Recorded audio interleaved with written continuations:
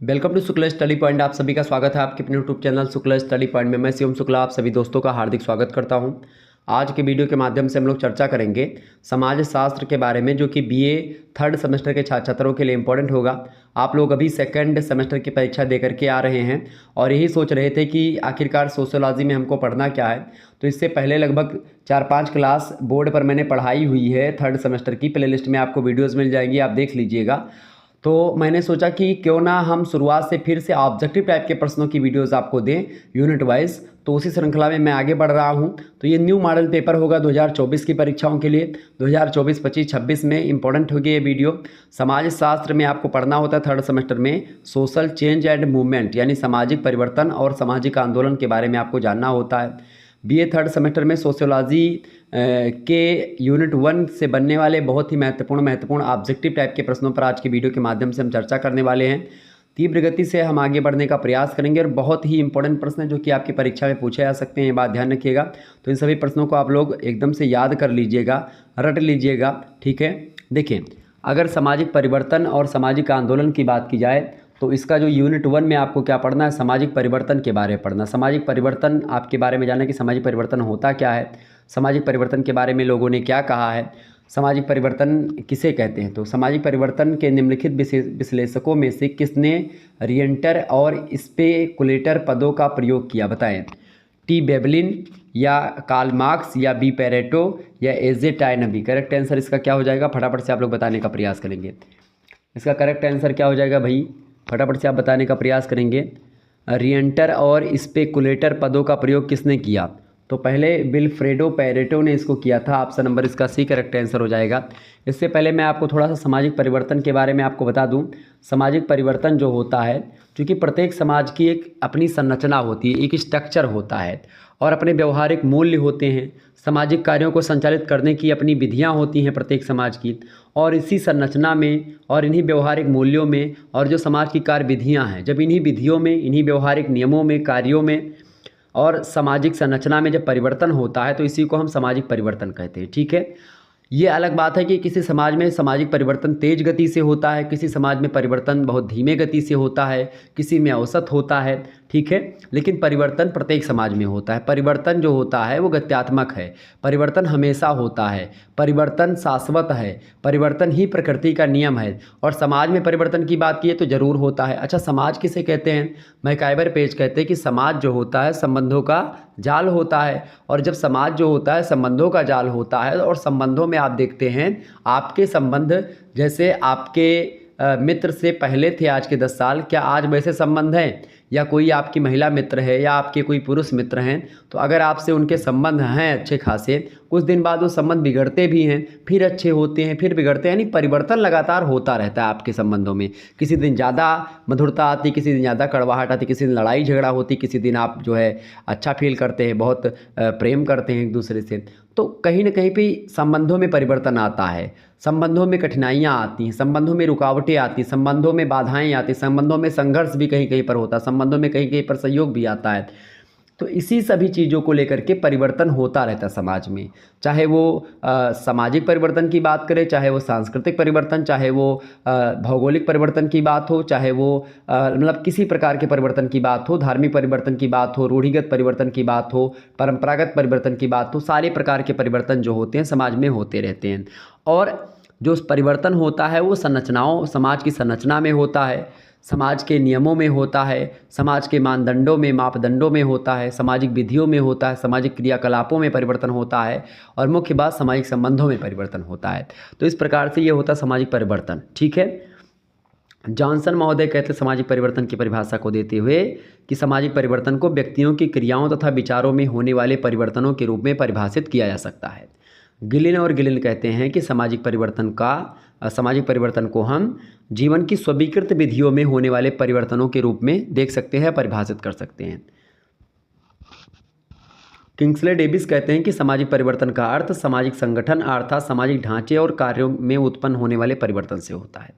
MacIver page कहते हैं कि मतलब समाजशास्त्री होने के नाते हमारा प्रत्यक्ष संबंध केवल सामाजिक संबंधों से होता है, और इस दृष्टि से अगर देखें तो हम सामाजिक संबंधों में होने वाले परिवर्तन को ही सामाजिक परिवर्तन मानते हैं। तो इस प्रकार से सामाजिक परिवर्तन जो होता है होता रहता है।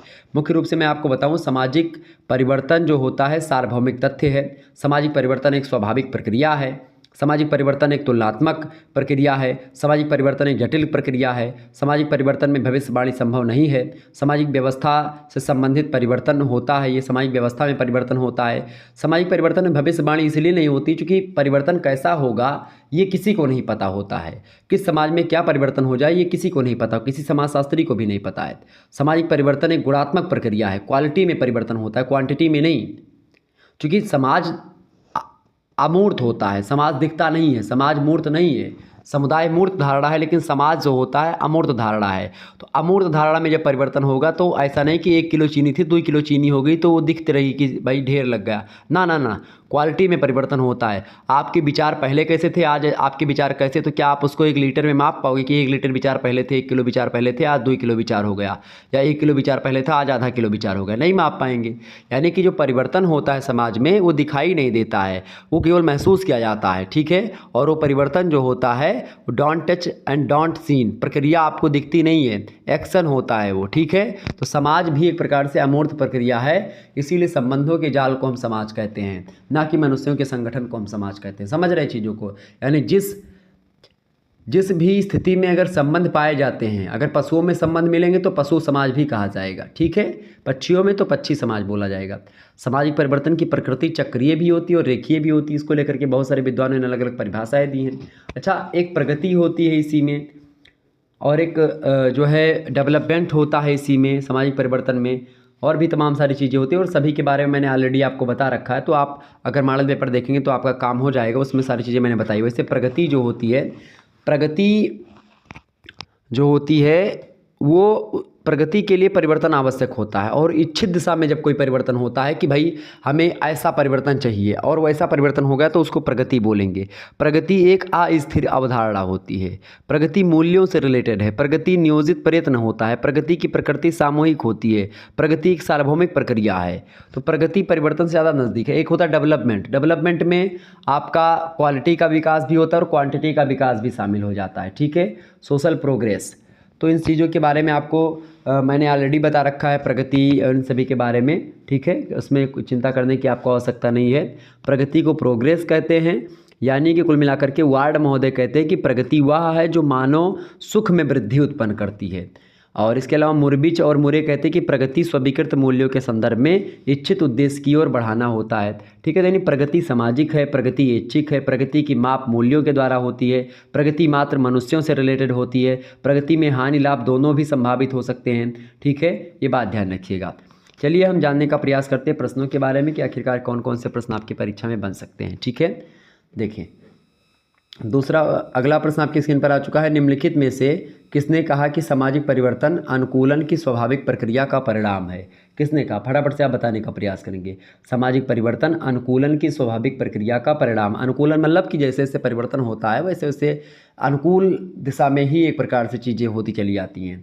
तो सामाजिक परिवर्तन अनुकूलन की स्वाभाविक प्रक्रिया का परिणाम है, हर्बर्ट स्पेंसर ऐसा मानते हैं। ऑप्शन नंबर इसका बी लगा दीजिएगा। अगला प्रश्न आपसे बन सकता है एग्जाम में कि किसने कहा था कि समाज परिवर्तनशील एवं गत्यात्मक है? समाज परिवर्तनशील भी और गत्यात्मक भी है, ये मैकाइबर और पेज ने कहा था। मैकाइबर ने कहा था। ऑप्शन नंबर इसका बी करेक्ट आंसर होगा। अगला प्रश्न है, किसने समाज की भौगोलिक निर्धारणवाद का सिद्धांत दिया? मोस्ट इंपॉर्टेंट प्रश्न है, परीक्षा में आया हुआ प्रश्न है, ये बात ध्यान रखिएगा, आपकी परीक्षा में भी आ सकता है। भौगोलिक निर्धारणवाद का सिद्धांत दिया था हंटिंगटन ने। ऑप्शन नंबर इसका ए करेक्ट आंसर हो जाएगा। मोस्ट इंपॉर्टेंट प्रश्न है। अगला क्वेश्चन से आप देखेंगे किसका सामाजिक परिवर्तन का सिद्धांत चक्रीय नहीं है? इनमें से देखिए स्पेंगलर, टाइनबी और पैरेटो जो है ये चक्रीय सिद्धांत के जो है समर्थक हैं, जबकि स्पेंसर की बात किया तो ये चक्रीय सिद्धांत नहीं, ये जो है रेखीय सिद्धांत की बात करते हैं। तो option number A correct answer होगा। अगला क्वेश्चन आपकी स्क्रीन पर आ चुका है। फ्रायड के अनुसार सुपर ईगो व्यक्ति के व्यक्तित्व के उस भाग को प्रस्तुत करता है जो निम्नलिखित के जरिए सृजित होता है। आपको बता दूं इड ईगो सुपर ईगो की अवधारणा दी है सिगमंड फ्रायड ने। सिगमंड फ्रायड बेसिकली ये मनोवैज्ञानिक है, ठीक है, साइकोलॉजिस्ट हैं, और ये एक प्रकार से इड ईगो, सुपर ईगो दिमाग की 3 अवस्थाएं बताते हैं। तो जो सुपर ईगो है वो व्यक्ति के व्यक्तित्व के उस भाग को प्रस्तुत करता है जो क्या करता है, जो रचनात्मक वर्षों के दौरान सामाजिकरण के द्वारा उसने सीखा है उसको प्रस्तुत करता है। ऑप्शन नंबर इसका ए करेक्ट आंसर होगा। नेक्स्ट क्वेश्चन आप देखेंगे, अगला प्रश्न आपकी स्क्रीन पर आ चुका है। फटाफट से एक बार वीडियो को लाइक और शेयर कर दीजिएगा ताकि इसी प्रकार से और वीडियोज़ आपको मिलती रहें। अगला प्रश्न है, निम्नलिखित में से किसने सामाजिक परिवर्तन के प्रौद्योगिकीय कारक को रेखांकित किया है? अगस्त कॉम्टे, स्पेंगलर, बेबलिन या माल्थस? करेक्ट आंसर क्या हो जाएगा? फटाफट से आप लोग बताने का प्रयास करेंगे। इसका करेक्ट आंसर क्या होगा? प्रश्न क्या है, निम्नलिखित में से किसने सामाजिक परिवर्तन के प्रौद्योगिकीय कारक को रेखांकित किया? अगस्त कॉम्टे, स्पेंगलर, माल्थस या बेबलिन? तो बेबलिन करेक्ट आंसर हो जाएगा, ऑप्शन नंबर सी। अच्छा, एक पुस्तक है, बड़ी फेमस पुस्तक है, the theory of leisure class. इस पुस्तक को लिखा है बेबलिन ने ही, ठीक है, तो ये बात ध्यान रखिएगा। किसने लिखा है? बेबलिन ने। The theory of leisure class कई बार परीक्षा में प्रश्न पूछा गया है। The theory of leisure class पुस्तक के लेखक कौन है? बेबलिन है, ये बात ध्यान रखिएगा। एक पुस्तक और है, a handbook of social psychology, उसके पुस्तक हैं Gardner Lindzey. A handbook of social psychology पुस्तक के लेखक हैं गार्डनर लिंडजी। लेकिन आ हैंडबुक ऑफ सोशियोलॉजी अगर बोले, ठीक है, तो आप क्या लिखेंगे? आ हैंडबुक ऑफ सोशियोलॉजी केवल, तो उसको आगबर्न और निमकाफ ने लिखा है। लेकिन आ हैंडबुक ऑफ सोशल साइकोलॉजी इसको लिखा है गार्डनर लिंडजी, मतलब कि लिंडजी ने अमेरिकन मनोवैज्ञानिक है, इन्होंने लिखा था, ये बात ध्यान रखिएगा। तो आगे बढ़ते और भी चीज़ों को जानने का प्रयास करते। बहुत इंपॉर्टेंट प्रश्न थे तो जो कि परीक्षा में पूछे गए थे, तो मैंने आपको बता दिया, ठीक है। आगे बढ़ते हैं। अगला प्रश्न है, भौतिक पर्यावरण में परिवर्तन होने से सामाजिक परिवर्तन घटित होता है, यह किसने कहा? तो भौतिक पर्यावरण में परिवर्तन होने से सामाजिक परिवर्तन घटित होता है, ये बात कार्ल मार्क्स ने कहा था। ऑप्शन नंबर इसका बी करेक्ट आंसर हो जाएगा। एक कथन और बड़ा फेमस है कि हम विकास के बिना उन्नति कर सकते हैं, ये कथन किसने कहा था? ये जिंजर ने कहा था, ये बात ध्यान रखेंगे। अगला प्रश्न है, प्रौद्योगिकी का अर्थ किसी भी प्रविधि से है, किसने कहा? प्रौद्योगिकी का अर्थ किसी भी प्रविधि से, मोस्ट इंपॉर्टेंट प्रश्न है, परीक्षा में पूछा गया प्रश्न है, आपकी परीक्षा में आ सकता है। प्रौद्योगिकी का अर्थ किसी भी प्रविधि से है, ऐसा कहा था आगबर्न ने। Option number B correct answer होगा। अगला क्वेश्चन आपके स्क्रीन पर आ चुका है, प्रौद्योगिकी का प्रत्यक्ष प्रभाव है श्रमिक संगठन का निर्माण करना, गतिशीलता का बढ़ना या श्रम का विशेषीकरण या फिर उपयुक्त सभी? तो प्रौद्योगिकी का प्रत्यक्ष प्रभाव ये सभी पढ़ते हैं, यानी कि श्रमिक संगठन का निर्माण भी हो सकता है, गतिशीलता बढ़ जाती है, श्रम का विशेषीकरण भी हो जाता है प्रौद्योगिकी के प्रत्यक्ष प्रभाव से। ऑप्शन नंबर डी लगा देंगे, उपयुक्त सभी। नेक्स्ट क्वेश्चन बहुत इंपॉर्टेंट पुस्तक है, आपकी परीक्षा में आती है और पूछी भी जा सकती है आपकी बार भी। The decline of the west पुस्तक के लेखक कौन है? The decline of the west पुस्तक को लिखा है स्पेंगलर महोदय ने। ऑप्शन नंबर ए में दिए हैं, करेक्ट आंसर हो जाएंगे। ये प्रश्न भी पूछा गया है। नेक्स्ट क्वेश्चन आप देखिएगा, 2021 का प्रश्न है। अगला प्रश्न है, सामाजिक परिवर्तन के प्रौद्योगिक कारकों के साथ किसका नाम संबंध है? Marks, weber, Malthus? बताएं करेक्ट आंसर क्या होगा? सामाजिक परिवर्तन के प्रौद्योगिक कारकों के साथ किसका नाम संबंधित है? तो कार्ल मार्क्स का जुड़ा हुआ है। ऑप्शन नंबर इसका ए करेक्ट आंसर हो जाएगा। अगला क्वेश्चन आपकी स्क्रीन पर आ चुका है, कार्ल मार्क्स के अनुसार निम्नलिखित में से कौन सी समाज की बुनियादी संरचना है? आर्थिक संरचना, वैधानिक संरचना, राजनीतिक या सांस्कृतिक? तो कार्ल मार्क्स हमेशा आर्थिक संरचना को ही प्रेफर देते हैं और दो वर्गों की बात करते हैं, एक तो पूंजीपति वर्ग और एक गरीब वर्ग, एक मजदूर वर्ग की बात करते हैं। वो option number A correct answer होगा। अच्छा, कार्ल मार्क्स के कई सारे विचार। कार्ल मार्क्स कहते हैं कि धर्म जो होती जनता के लिए अफीम होती है, लेकिन गलत बात बोला इन्होंने। सारी बातें कार्ल मार्क्स की आप सही नहीं मान सकते हैं, कुछ बातें बिल्कुल ठीक हैं, कुछ बातें बिल्कुल गलत भी हैं, ठीक है, उसमें कोई दो राय नहीं है। धर्म जनता के लिए अफीम कैसे हो गया? धर्म तो जनता को अच्छा सिखाता है, अच्छा करने के लिए बताता है, लेकिन जो धर्म के ठेकेदार होते हैं वो उनको एक प्रकार से इधर उधर का बता करके, बहला फुसला करके काम करवाते हैं, तो ये गलत बात है। धर्म कोई भी धर्म अच्छा है बुरा, मतलब कोई भी धर्म बुरा नहीं होता है, सारे धर्म अच्छे होते हैं। सभी धर्म अपने जो है अनुयायियों को अच्छा बताने का काम करता है, अच्छी चीज़ें बताता है, लेकिन अब लोग उसको नहीं जानते, नहीं पढ़ते, बस केवल व्हाट्सएप यूनिवर्सिटी में घुसे रहते, तो फिर दिक्कत की बात है। प्रश्न है अगला, पुस्तक है sociology a synopsis. Sociology a synopsis पुस्तक के लेखक कौन है? बिल्कुल करेक्ट आंसर आपका Cuber is right answer. Next question आप देखेंगे, अगली पुस्तक आ चुकी है। बहुत ही इंपॉर्टेंट प्रश्न है, ये सब प्रश्न बहुत ही इंपॉर्टेंट है और आपकी परीक्षा में पूछे जा सकते हैं, बात ध्यान रखिएगा। तो जानने का प्रयास करते हैं भाई। Mind and society, mind and society पुस्तक के लेखक कौन है भाई, फटाफट से बताने का प्रयास करेंगे। माइंड एंड सोसाइटी पुस्तक के लेखक हैं बिल्कुल Vilfredo Pareto, Vilfredo Pareto option number B में दिए करेक्ट आंसर हो जाएंगे। अगला प्रश्न आप देखिएगा, प्रौद्योगिकीय निर्णयवाद की अवधारणा किसने दी। प्रौद्योगिकीय निर्णयवाद या नियतिवाद की अगर बात करें तो उनका नाम आएगा वेबलिन का, ऑप्शन नंबर इसका सी करेक्ट आंसर है। नेक्स्ट क्वेश्चन आप देखेंगे, अगला प्रश्न है, किसने पुस्तक social change the with respect to culture and original nature पुस्तक लिखी है, बताएं। पुस्तक है social change with respect to culture and original nature, इसको लिखा आगबर्न ने, option number A correct answer होगा इसका। इंपॉर्टेंट पुस्तक है, 2021 में प्रश्न आया हुआ है, 2016, 17, 18 कई बार पूछा गया है। अगला प्रश्न आप देखिएगा, प्रश्न है, मैकाइबर और पेज के अनुसार निम्नलिखित में से कौन सा एक सामाजिक परिवर्तन का प्रतिमान नहीं है, बताएं। रेखीय परिवर्तन, चक्रीय परिवर्तन, प्रकारवादी परिवर्तन या फिर उतार चढ़ाव का परिवर्तन। करेक्ट आंसर इसका क्या हो जाएगा, फटाफट से आप बताने का प्रयास करेंगे। मैकाइबर और पेज के अनुसार निम्नलिखित में से कौन सा एक सामाजिक परिवर्तन का प्रतिमान नहीं है, प्रकारवादी परिवर्तन को नहीं स्वीकार करते हैं, option number C correct answer होगा। अगला क्वेश्चन आप देखिएगा, निम्नलिखित समाजशास्त्रियों में से किसने संस्कृति को भौतिक एवं अभौतिक संस्कृति में वर्गीकृत करा है। तो भौतिक और अभौतिक संस्कृति में बांटने वाले हैं आगबर्न, ठीक है, ऑप्शन नंबर इसका बी करेक्ट आंसर हो जाएगा। प्रश्न क्या है अगला, संस्कृति वह समग्र जटिलता है जिसमें ज्ञान, विश्वास, कला, आचार, कानून, प्रथा और ऐसी अन्य क्षमताओं और आदर्शों का समावेश होता है जो मनुष्य समाज का एक सदस्य होने के नाते प्राप्त करता है। यह कथन किसका है, बहुत ही इंपॉर्टेंट प्रश्न है। इस कथन को किसने कहा है, बिल्कुल टाइलर का कथन है, ईबी टाइलर, ऑप्शन नंबर इसका बी करेक्ट आंसर हो जाएगा। नेक्स्ट क्वेश्चन आप देखेंगे, अगला प्रश्न है, ये देखिए इंपॉर्टेंट प्रश्न आ चुका है। प्रश्न है, कौन सा विचारक और सिद्धांत का युग्म सुमेल नहीं करता, इनमें से बताएं कौन सा सुमेल नहीं करता है। देखिए स्पेंगलर सामाजिक विकास की बात करते हैं, बिल्कुल ये बात ठीक है। स्पेंसर स्पेंसर स्पेंसर स्पेंगलर गलत निकल गया, स्पेंसर, हर्बर्ट स्पेंसर सामाजिक विकास की अवधारणा दी, बिल्कुल ठीक बात है। अभिजात वर्ग का परिभ्रमण का सिद्धांत विल्फ्रेडो पैरेटो का है, बिल्कुल करेक्ट है। माल्थस का जनसंख्यात्मक सिद्धांत है, बिल्कुल ठीक बात है, तो ये तीनों ठीक है। आगबर्न का सांस्कृतिक गतिशीलता का सिद्धांत नहीं है, पीट्रिम सोरोकिन का है सांस्कृतिक गतिशीलता का सिद्धांत, ठीक है, ये बात ध्यान रखिएगा। तो यही गलत हो गया, यानी ऑप्शन नंबर इसका करेक्ट आंसर क्या हो जाएगा, डी ऑप्शन, ठीक है। आगे बढ़ते हैं, अगला प्रश्न आपकी स्क्रीन पर आ चुका, फटाफट से आप देखने का प्रयास करेंगे। चलें, प्रश्न है, किसने अपनी पुस्तक सोशल एंड कल्चरल डायनामिक्स में सांस्कृतिक गतिशीलता के सिद्धांत का प्रतिपादन किया, फटाफट से आप बताने का प्रयास करेंगे। तो किसने किया भैया, कौन सी पुस्तक है, आपसे प्रश्न कह रहा है कि किसने अपनी पुस्तक सोशल एंड कल्चरल डायनामिक्स में, तो सोशल एंड कल्चरल डायनामिक्स पुस्तक है पीट्रिम सोरोकिन की, और उसी में उन्होंने सांस्कृतिक गतिशीलता के बारे में बताया है। तो पीट्रिम सोरोकिन ऑप्शन सी में दिए करेक्ट आंसर हो जाएंगे, सी ऑप्शन। अगला प्रश्न है, मैक्स वेबर ने सामाजिक परिवर्तन की व्याख्या के लिए अधिक महत्व दिया, पूंजी को, शिक्षा को, धर्म को या संस्कृति को। तो मैक्स वेबर ने सामाजिक परिवर्तन की व्याख्या के लिए जो अधिक महत्व दिया है वो धर्म को महत्व दिया है, ऑप्शन नंबर इसका सी करेक्ट आंसर होगा। अगला क्वेश्चन देखेंगे, संस्कृति पर्यावरण का मानव निर्मित भाग है, किसने कहा, हर्ष कोविड ने कहा, ऑप्शन नंबर इसका बी करेक्ट आंसर हो जाएगा।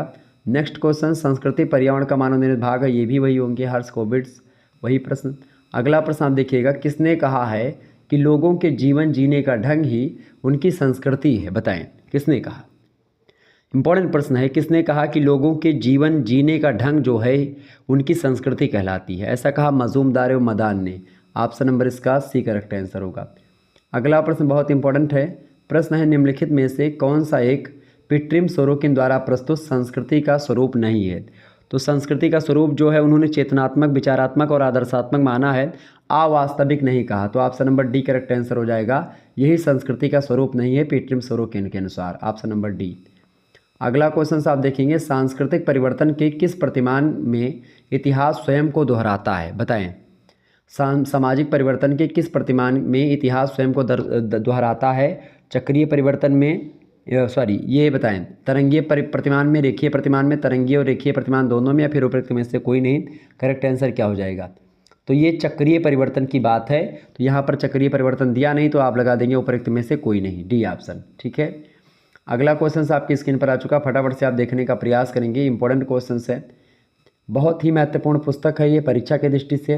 देखिए, मैन एंड हिज वर्क्स पुस्तक के लेखक कौन है? इंपॉर्टेंट पुस्तक है भाई। पुस्तक कौन सी है? मैन एंड हिज वर्क्स पुस्तक 1948 में प्रकाशित होती है। हर्ष कोविड्स की ही पुस्तक है। ऑप्शन नंबर बी लगा दें, करेक्ट आंसर होगा।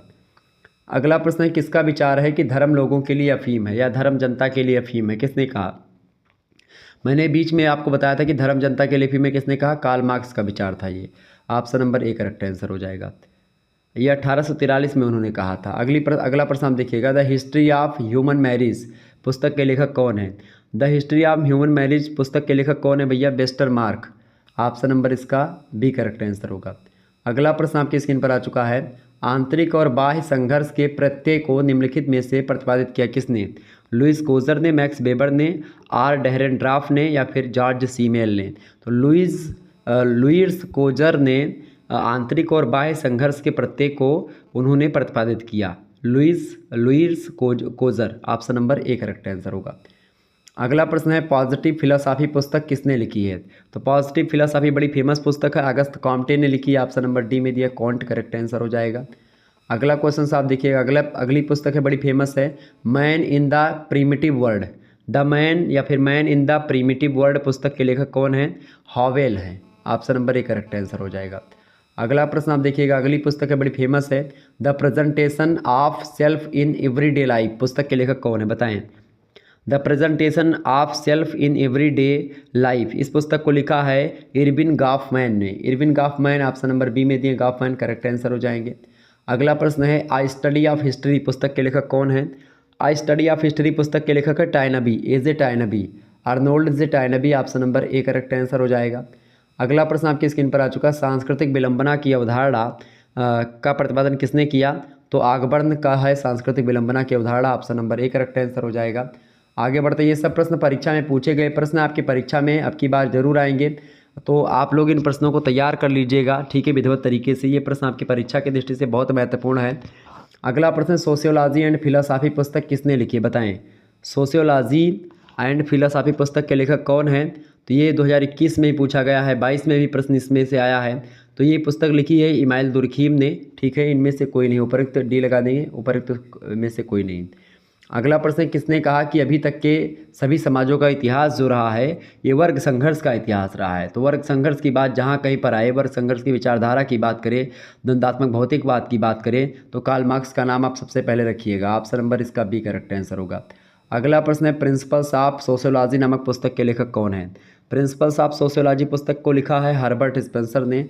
Option number A correct answer हो जाएगा। मोस्ट इंपॉर्टेंट प्रश्न है, 2021-22 सभी परीक्षा में पूछा गया है, 23 में भी ये प्रश्न आया हुआ है, बहुत ही महत्वपूर्ण पुस्तक है, ध्यान रखिएगा। प्रिंसिपल्स ऑफ सोशियोलॉजी किसने लिखा है? Herbert Spencer.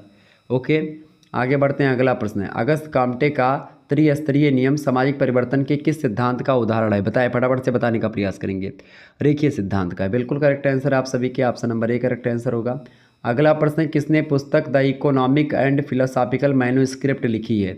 किसने लिखी इस पुस्तक को भैया? कौन सी पुस्तक है? The economic and philosophical manuscript, इस पुस्तक को लिखा कार्ल मार्क्स ने। Option number B correct answer होगा। अगला प्रश्न है, निम्नलिखित में से किसने सामाजिक परिवर्तन के सिद्धांत में उत्पादन शक्ति, उत्पादन प्रणाली और उत्पादन संबंध शब्दावली का प्रयोग किया है? बताएं, किसने किया है? बिल्कुल कार्ल मार्क्स, राइट आंसर। उत्पादन प्रणाली, उत्पादन शक्ति और उत्पादन संबंध शब्दावली का प्रयोग कार्ल मार्क्स ही करते हैं। Option number B correct answer होगा।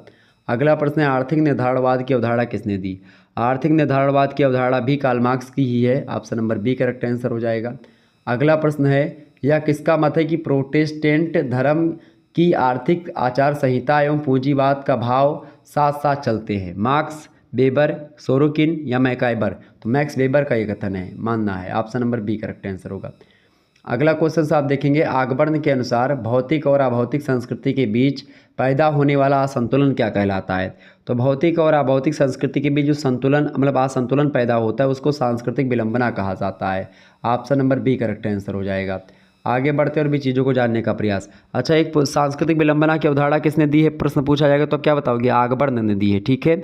एशियन ड्रामा पुस्तक किसने लिखी है? बहुत इंपॉर्टेंट पुस्तक है, कई बार परीक्षा में लगातार 2021, 22, 23 सभी में लगातार परीक्षा में प्रश्न पूछा गया।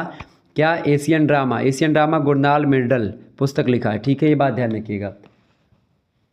और एक पुस्तक ये सब 2023 में प्रश्न पूछे गए हैं।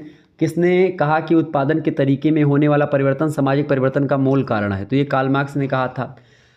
मार्क्स के अनुसार सामाजिक परिवर्तन का मुख्य कारक क्या है, बताएं?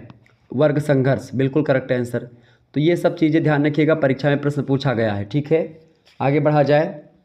अच्छा, निम्न जातियों के द्वारा जिन जातियों को अपना मॉडल मान करके उनके व्यवहार प्रतिमान का अनुकरण किया जाता है, संस्कृतिकरण की अवधारणा के अनुसार उनको क्या कहते हैं? उन जातियों को तो उनको द्विज जातियाँ कहते हैं, द्विज जातियाँ। ठीक है, क्योंकि संस्कृतिकरण जो होता है वो बड़ी जातियों के क्रियाकलापों को, उनकी वेशभूषा को, उनके पहनावे ओढ़ावे को, उनके चाल चलन को अपनाया जाता है, अनुकरण किया जाता है उनका।